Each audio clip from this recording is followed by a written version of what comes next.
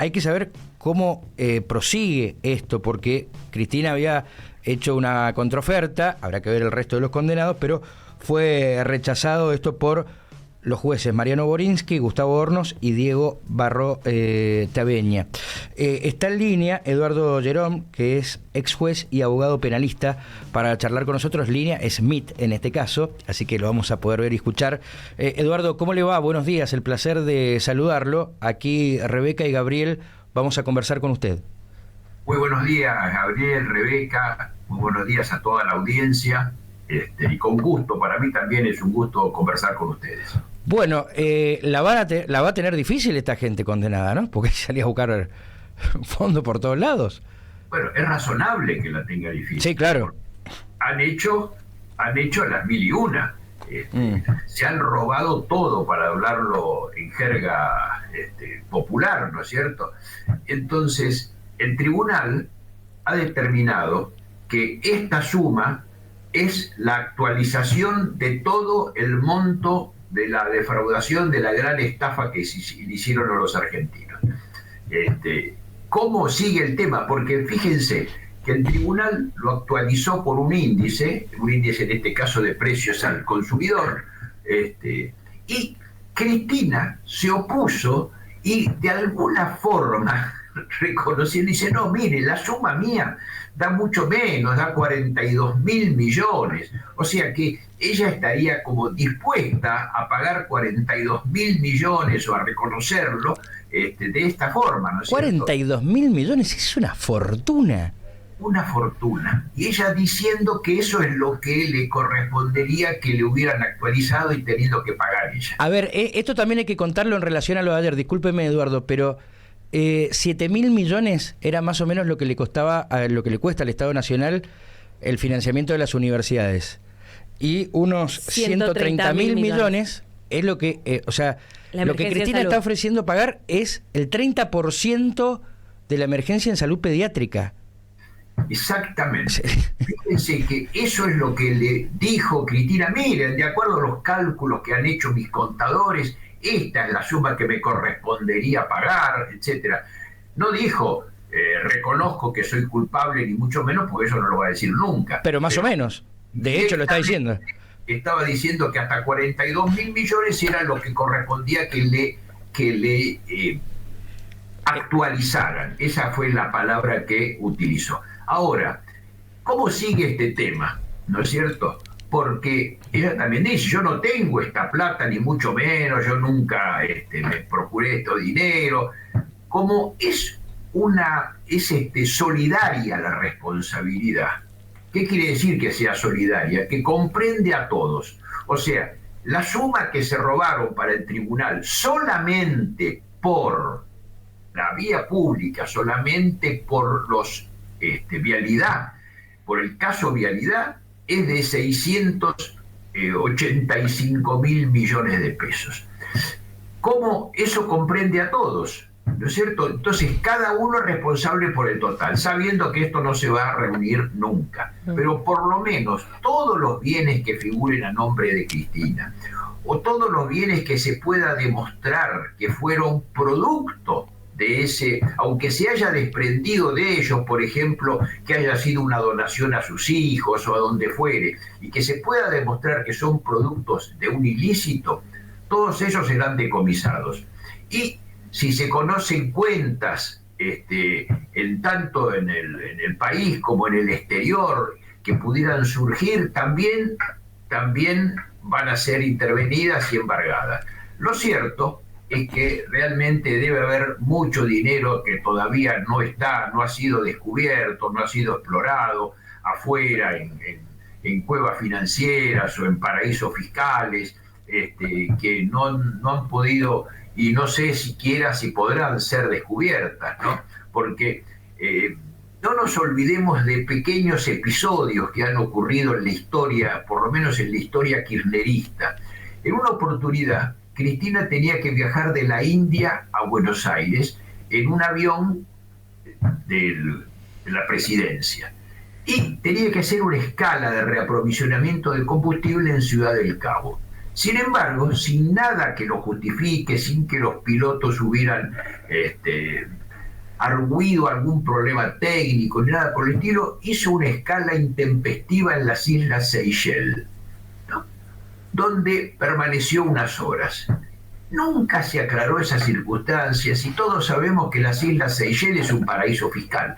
Entonces, bueno, hay muchísimas cosas que van a seguir estando en la incógnita, que no van a poder ser quizás descubiertas para ser embargadas y demás. Pero lo cierto es que acá hay una realidad, que Cristina fue condenada por corrupción, que se determinó que el monto, solo por estas circunstancias, solo por el caso Vialidad, porque si después vayamos a ver otros temas, esto se ampliará seguramente, solo por el caso Vialidad, a valores de hoy, la justicia interpreta que asciende a 685.000 millones de pesos. Ahora, parece imposible escenificar esa cantidad en una faz práctica, ¿no es cierto? Sí, tal cual. Eduardo, y me surge una duda importante a partir de todo esto, porque bueno, ese monto, como bien decíamos, es exorbitante.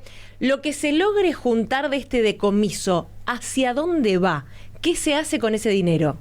Bueno, el tribunal ya lo ha dicho en este aspecto, y el tribunal lo ha dicho que va a ir a obras de interés público, por ejemplo, a hospitales, a lugares de que la salud de la población o el bienestar de la población tenga incidencia. Entonces, esto va a engrosar precisamente a todos aquellos que fueron los damnificados, que fue el pueblo, ¿no? El damnificado por la gran exacción ilegal que produjo esta mujer. Ahora, Eduardo, qué difícil creer en la política, que también estamos viendo en las últimas horas cómo muchos de los empresarios involucrados en la causa Cuadernos están ofreciendo diferentes sumas para no ir presos. Ayer conocimos o publicó La Nación en su página 18 un artículo en el que el juez Ercolini, precisamente, que fue el juez de primera instancia de esta causa de la que estamos hablando, trabó las salidas al exterior de los responsables de Vicentín y algunos responsables del Banco Nación durante la gestión de Mauricio Macri por defraudación, por posible defraudación al Estado. Entonces, digo, es complejo, no importa el color que sea, no importa si es público o privado, es muy difícil, ¿no? Sí, indudablemente. Pero creo yo que en el caso del funcionario público es doblemente grave. Es doblemente grave. ¿Por qué? Porque no le saquemos la responsabilidad a los privados, pero sabiendo que si usted no respondía al pedido de coimas o a la entrega de coimas, quedaba fuera de toda licitación, quedaba fuera de toda la actuación, bueno, más de uno podrá decir, bueno, la subsistencia de mi empresa dependía del contrato que pudiera tener y entonces teníamos que obligadamente aceptar el soborno que nos pedían. Eso es grave, es serio, es un delito y por ello existe una condena. Pero en el funcionario público esto es doblemente grave porque representa la traición a la confianza en los habitantes, ¿no es cierto? Y lo que no puede admitirse, de hecho la ley no lo permite, es que los funcionarios públicos puedan evadir la responsabilidad ofreciendo pagar ningún tipo de dinero. En el caso de los privados sí, eso queda a resultas o a disposición de los jueces, de los fiscales, determinar si en este caso, a veces creo yo que si la reparación es muy importante, quizás en el caso de los privados al ciudadano le convenga más que puedan devolver la plata que se llevaron, quizás o más, porque la cantidad es una cantidad determinada por los fiscales, que saber que puedan estar un tiempito presos que no le va a modificar al ciudadano ninguna circunstancia. O sea, eso también es lo que habría que tener en cuenta por parte de los jueces, ¿no? Ahora, no puedo dejar de preguntarme, me quedé impactado con lo del principio. ¿Quién que ha dedicado una vida a la función pública, con el salario de funcionario público y aún con los beneficios, ¿no? Porque prácticamente hay muchos gastos que no tenés, que no se conoce actividad privada previa, junta 42.000 millones de pesos. Bueno, 42 pocos empresarios podrían jactarse de tener esa fortuna. Pero es una fortuna incalculable, y eso es lo que dice ella. La justicia dice una suma que son 12 o 13, 14 veces más. Sí, dice ella que es lo que puede pagar o lo que correspondería que pagara. Lo que correspondería que pagara, sin admitir responsabilidad. Dice, de acuerdo, ustedes me han condenado, pero bueno, entonces en definitiva la suma no puede exceder de 42.000 millones. Bueno, es, como decimos, es incalculable, y además, cuando se trata de un presidente de la nación, esto requiere que sea examinado con una... pensar que, pese a todo, Cristina sigue teniendo una incidencia mayúscula en la vida del país, sigue teniendo adeptos que la siguen, no votando a ella porque afortunadamente no se puede presentar, pero realmente ella sigue terciando en las candidaturas, muchas sí, de claro. ellas. Bueno, ayer en su casa fue referencia de mucha gente que se juntó en la esquina de San José 1111. Tal cual, tal cual. Por eso explica de alguna manera que el peronismo, todo lo que se ha juntado, el peronismo más que racional, quizás responda a un motivo que hasta podría compararse con lo religioso. A mí no me importa lo que sea, cómo sea, que sea corrupto, que no lo sea. Para mí yo lo llevo en el corazón y yo lo voto. Un poco es esa la circunstancia que se ha impuesto. Y además, también justo se trata de un partido, que ha tenido una, llamémosle una virtud, de hacerle creer a las personas que están en un nivel prácticamente subhumano, porque por ejemplo en el Gran Buenos Aires hay muchas zonas del conurbano que viven en circunstancias infrahumanas, viven sin tener pisos en su casa, sin que haya asfalto ni veredas, sin que tengan cloacas, colgado a lo mejor para tener electricidad, etcétera. Pues esas personas en las que el peronismo gobierna desde hace 40 y pico de años, siguen votándolo pese a que son los que saben que van a mantenerlos en esa condición, y el peronismo les hace creer que son los únicos que lo van a salvar. Es decir, lo mantienen así, y por culpa de la falta de educación que se han empeñado en darles, esa falta de educación, siguen creyendo que ellos son los únicos que lo van a sacar de esa condición de postración en la que están. ¿Usted cree que la oposición al gobierno realmente tiene fines destituyentes? Sí, sin ninguna duda. No digo que le abarque a todos, porque no hay que el ensayo que se lo ponga, pero yo he escuchado a muchos dirigentes políticos, sindicales, estudiantiles, que dicen sí, tiene que irse, queremos que se vaya ya. O sea que ya lo reconocen sin ningún tipo de ambaje, sin pudor alguno. Dicen, la misión es que se vaya el presidente. Entonces, aquí estamos en gente que está negando la democracia, porque si tenemos un presidente que fue votado por más del 50% de la población, que de alguna manera hay que tener en cuenta esto, Milei no cambió con el ajuste que hizo lo que él dijo antes de ser elegido y para el cual la gente lo votó. Milei dijo que iba a ser el mayor ajuste de la historia. Sí, también dijo que lo iba a pagar la casta, Eduardo, al ajuste, también. La gente, y no lo pagó la casta. Pero ¿cómo es la forma de expresar el descontento con lo que hace un presidente, lo que hace un gobierno? En las elecciones, pero no haciendo una cuestión destituyente para echarlo, porque si no estamos volviendo... No, eso es un disparate, Perimida, ¿no? Doctor, y usted sabe muy bien, y creo que va a compartir conmigo, que no, de ninguna manera al país le conviene que Milei no termine su gobierno. Milei debe terminar su gobierno. Obviamente. Pero es una obligación que tenemos como argentinos defender que el presidente termine sus 4 años. Después, si es reelecto o no, que lo decían las urnas, o su candidatura, o lo que él crea, pero es un disparate pensar en interrumpir un gobierno elegido democráticamente. Y esa gente que está así actuando, que tiene una máscara democrática, en realidad son tremendamente golpistas, y ya no podemos volver al pasado porque sería retroceder de una manera galopante, que es inimaginable. Eduardo, ¿qué es lo que hoy al presidente le está complicando la gobernabilidad? ¿La oposición le está jugando una mala pasada al presidente? Sí, yo creo que la oposición reconozcamos los errores que ha tenido el gobierno, porque realmente esos errores le han costado la pérdida en las elecciones en la provincia de Buenos Aires. Han tenido errores de comunicación, errores de trato, muchas circunstancias en las que por ahí ha estado un poco a espaldas de la gente. Pero también haber recibido un país en las condiciones económicas que lo recibió, postrado estaba. Sí, destruido. Yo creo que la peor herencia desde el regreso a la democracia. La peor herencia, y pretender que en 1 año y medio se cambie todo eso de una manera absoluta es imposible. Creo que hay que darle el tiempo, por lo menos los 4 años de su mandato, y después vemos si no nos gusta lo que ha hecho, votamos a otro candidato.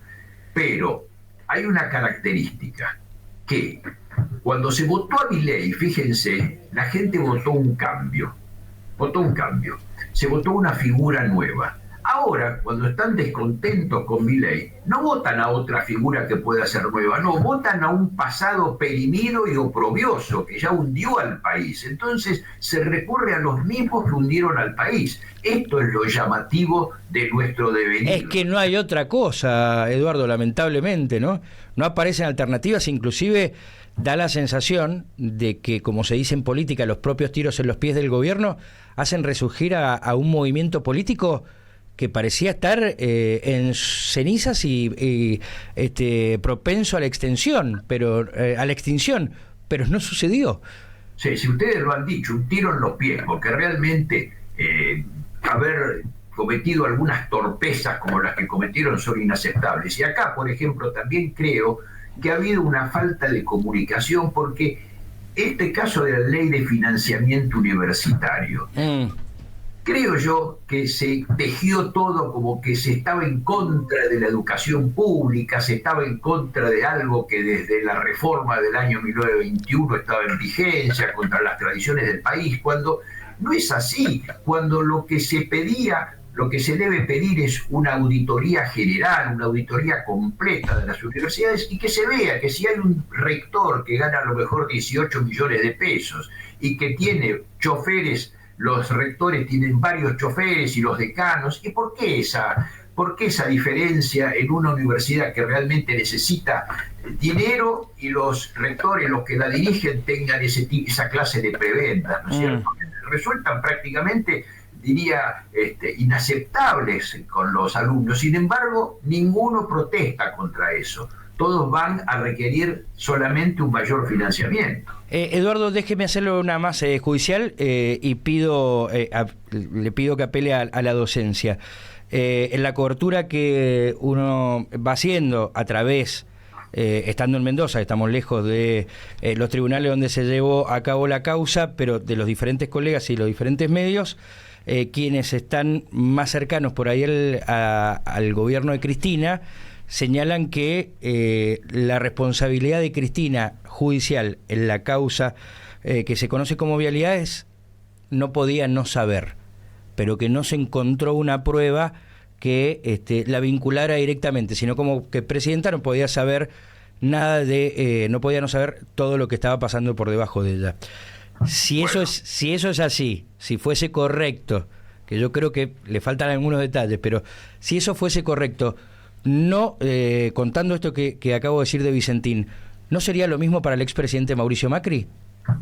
Bueno, creo que son de hecho dos circunstancias diferentes. A ver. ¿Por qué? Porque primero, respecto de Cristina, no es una apreciación que lo ha hecho un juez o una persona o se ha hecho periodísticamente, no. Han intervenido, mire, jueces de primera instancia, jueces de segunda instancia, jueces de tercera instancia, fiscales de todas las instancias, la Corte Suprema. Esto es, una cantidad de jueces y fiscales impresionante, y todos han coincidido en que esto ocurrió y que Cristina tuvo responsabilidad. Entonces, este es un caso judicial terminado, indiscutible. En cambio, en el caso de Macri, no tenemos esa circunstancia, no tenemos la condena judicial, no tenemos a ningún caso cerrado que permita determinar es culpable. Entonces, creo yo que en este caso, mientras no haya una sentencia que a uno determine y que le cambie, que sea de inocente pase a ser culpable, no podemos hacer juicios aventurados en ese aspecto. De hecho, igualar ambas situaciones. Para ser rigurosos con la ley, ni siquiera las personas a las que le han prohibido salir del país son declaradas culpables, ese porque presume el juez que puede haber o que pueden estar vinculadas a determinados actos, pero exacto, no, son medidas cautelares. Exactamente. Medidas cautelares que protegen determinadas circunstancias, como por ejemplo, cautelarmente se puede impedir que una persona se vaya, se puede detenerla inclusive, en determinados casos, aunque no esté condenada, se puede embargar parte de su patrimonio, o sea, son medidas cautelares, pero que no están señalando una responsabilidad definitiva. Ya sé que le dije la última, pero déjeme abusar de su conocimiento.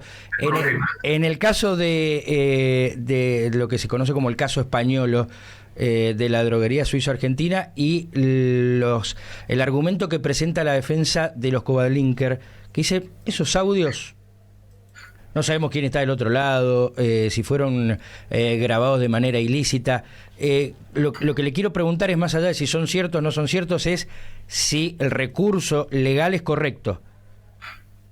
Bueno, es correcto. Si los audios fueron grabados ilegalmente, entonces en ese caso dejarían de tener una prueba incidental, salvo que por otros motivos se pueda comprobar que lo que se ha dicho en los audios es cierto, ¿no? Pero no por el audio en sí, sino por una prueba que se hagan otros motivos, porque se llama el fruto del árbol venenoso, es decir, si lo que se está haciendo es ilícito, lo que se logra con un ilícito no puede tener validez, ¿no es cierto?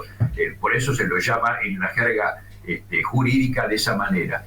Pero lamentablemente, si esto llegara a ser cierto, bueno, es muy grave, gravísimo. Lo que pasa es que estamos todavía en los comienzos de la investigación y realmente creo que es la justicia la que debe actuar, ¿no? Ni más ni menos. Eduardo, muchísimas gracias por el tiempo y su conocimiento.